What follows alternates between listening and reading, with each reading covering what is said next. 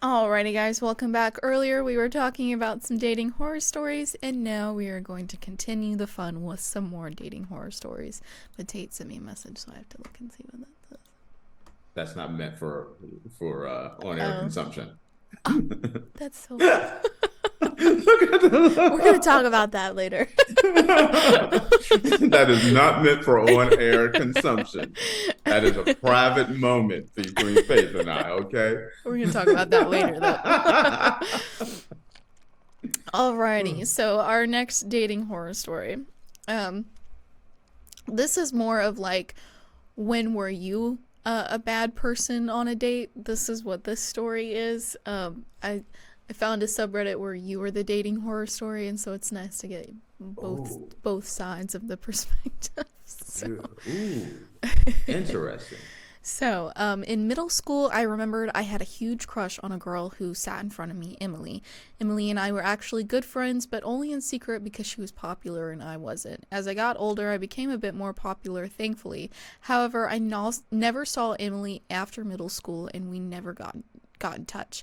In high school, I would rate future dates on a scale of 1 to Emily. Fast forward almost 10 years later, I started talking to a girl on Tinder. We chatted constantly and shared a ton of good laughs.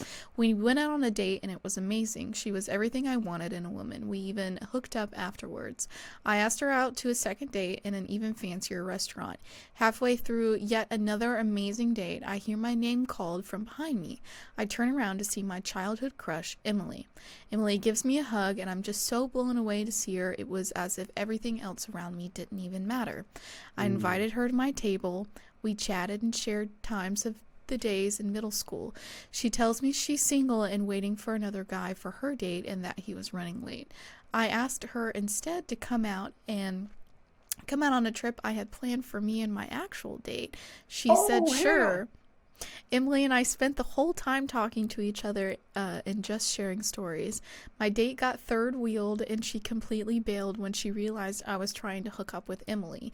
I didn't realize she had left until hours after the time she actually did. And it would have gone on longer, but Emily pointed out that she wasn't there anymore. Emily and I tried calling her, but she wouldn't answer. Later that night, Emily and I hooked up. During that time, she called back. I went to answer the phone, but Emily took the phone before I could, or so I thought. The phone answered and was tossed to the side. My date heard everything. She left me a very depressing rant and a text and blocked me. Emily and I dated for 2 weeks after and haven't talked since. Damn, Gina. Oh, holy crap. Yeah. Damn. Okay. Oh. Okay. Now you broke your foot off in this one. This one's messy here. Very messy, yeah. Mm-hmm. Whoa. There's a lot here. Okay. First off, Yeah, there's a lot to you're unpack. on this date. There's this. You're on this awesome date. You've already had your first date. Right, he says the dates are amazing. Y'all hooked up, Uh-huh. meaning y'all did the do, and went on to the next date. And midway through your date, you sang hi, grabbed another date, Mm-hmm. took both of them on the same date, and then left her behind. And then when she called, she got to listen to you do the do again with the girl that stole her date. Mm-hmm. I'm shorting out here, Faith. I need Faith to give me her take on this one. I would be absolutely livid if I was that girl. Everyone would be. Listen, go. Keep on going. Keep on. Like, I understand, like, they probably weren't exclusive at the time, and, you know, if you want to go out on dates with other people, that's fine, if we're not exclusive. But, you know, don't date other people on our date. Don't bring another date onto our date. Can I ask a question on this one, though? Yeah. This is a fact. This one's fascinating to me. Yeah. You run into an old childhood friend you haven't seen in years, and what if he'd have said, "Listen, it is so good to see you, Becky. Mm-hmm. How about let's exchange numbers because I'm I'm actually with Faith and Mm-hmm. we're on a date, but we need to catch up Mm-hmm. and you guys That would be exchange okay. numbers. That would be Is okay. that okay? Because it's kind of like I can see this story saying he's asking for girls' numbers while on a date with me.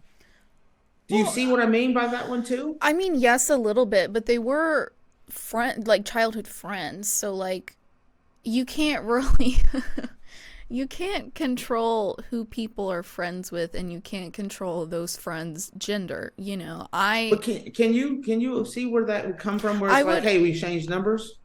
I would understand like how that would be a little upsetting, but for me, like I have guy friends and my boyfriend has girlfriends, friends that are Mm-hmm. girls, and so like, you know, and it's not like y'all are dating. It's not like y'all are boyfriend and girlfriend, so you can't really, if he asks for another, like, oh my gosh, I haven't seen you in forever, I'm actually on a date right now, but can we exchange numbers and we'll catch up later? I don't really Right. see Then you being upset clarify, with like, that. this is my Yeah. childhood friend. We grew up, we Yeah. were little kids together, Mm-hmm. and I haven't seen her in years, so I want to get her number. Yeah. But now back to our date. I could see another girl though getting incredibly upset about that. Mm-hmm. So that's why I was asking, what do you do in that situation? I think the best One thing you definitely don't smash her while you're on her on on the other another person. date, yeah. Yes. No, you don't do that. I think the best bet, like if you really wanted to see your childhood friend after that because you were just so hopelessly in love with her in middle school, which I have I have some advice for that in a second. I think the best bet is if you want to try and get in contact with her, ask for her phone number and then call her later. But just word of advice, I had a really good childhood friend when I was growing up, and he moved away, and then he moved back when we were teenagers. Um, and we went out on a date, and it was not good whatsoever. So just most of the time, people change as they get older, and that's not going to be the same person that you knew in middle school, and now it's 10 years later, because that was essentially my situation too. We were young. We went to the same preschool, and my mom and his mom were friends. Um, and so we hung out all the time. He was my best friend at the time. And then they moved away, and then they came back when I think I was 16.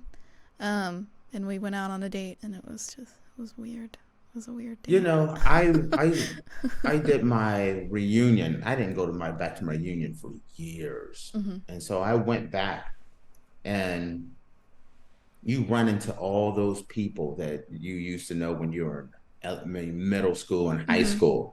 And you're right, they're not the same people Mm-mm. at all. You're No. completely different. It's weird seeing how they turn out. Mm-hmm. And you always, you get those people that's like, it's weird how so many people feel like this is the moment I can acknowledge that I had a big crush on you. Like I had such a big crush on you when I was in high school, or Mm-hmm. this, and that.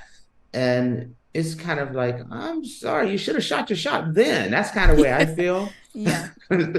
you know, but you do get that. And there's a lot of people, they look at it as they had a lost opportunity. Maybe they didn't have the same confidence that they had back when Mm-hmm. they were younger. They didn't have the same confidence. Mm-hmm. Now they feel like, hey, I'm a grown woman, Yeah. or man, Yeah.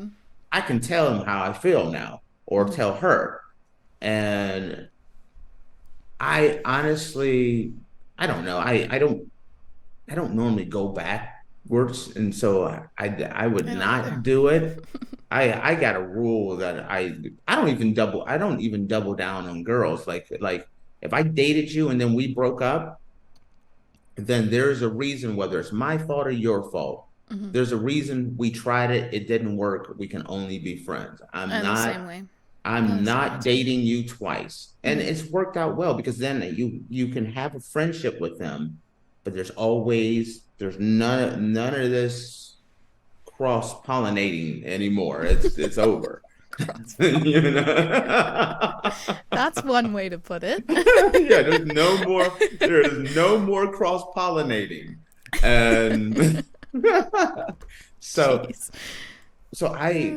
I've seen this firsthand, and it's kind of funny because I have a reunion coming up this year. And my last reunion, I didn't go to I went by myself. This year I'm bringing my wife. So I'm very curious to see how different it is. I'm scared for my high school reunion. We haven't done one yet, but Why? It's 5 years coming up, and so I think you do your first one at 5 years. I don't know. I just Faith, you walk in there like a boss. I'm gonna tell you that right now. You're gonna be surprised that Beatrice is not gonna look that good.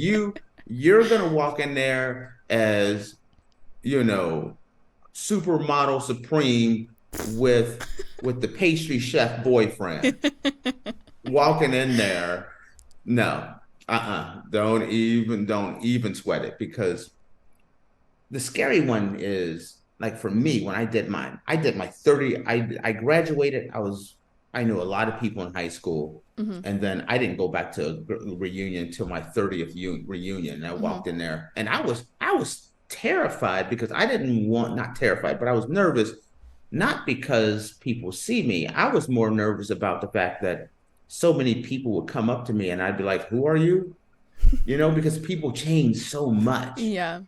So I would tell everyone, go to your reunions, because then you can see the changes and then you're not surprised. That's the big one for me. There's nothing worse than that someone comes running up to you. They're so happy to see you, and you're like, "I've never seen this person in my life." Hey, Hey, you. So good to see you. Yes. As a matter of fact, at our reunion, there was this girl, and she was talking to me about how much people have changed and no one looks like they look, and we still look the same. And I'm talking to her, and I'm like, "Yeah." And I'm like, "Who the hell is this girl?" I have no clue who she is. Zero. I did not have a clue who she was. She'd sit there and talk to me for like an hour about us, like how much we still look the same, but so many people don't. And I'm like, "I don't know who she is." I have no clue who she is. Goodness gracious. All right. So you have you don't have any comments on that, No, I don't have right? any comments on that. Okay. Oh, also, I'm gonna change the subject a little bit. Yes. Stick around to the network, because Faith and I will actually be on what show? The college football podcast show with Tommy. So yes, we're gonna be on with Tommy. Do you remember what time the show starts? 9 o'clock Eastern time. Yes. So within the hour or so, we will be switching from this show to Tommy's show. Yeah. And talking about college football, college football realignment, Florida State, and all that juicy Clemson, juicy stuff. all of that. So you actually get a double dose of Tate and Faith on Tommy's show. So we're looking forward to doing that as well. So I wanted to make sure everyone knew about that as well. Yeah, make sure you guys tune into that. With that, we're going to close out our show for the day. Thank you guys for tuning into the Andrew Tate show presented by the GSMC Sports Network. Your support means a lot to us, so please remember to subscribe to the show and leave a positive review. It really does make a difference.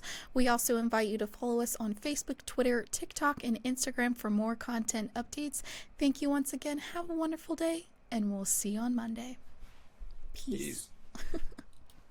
Let's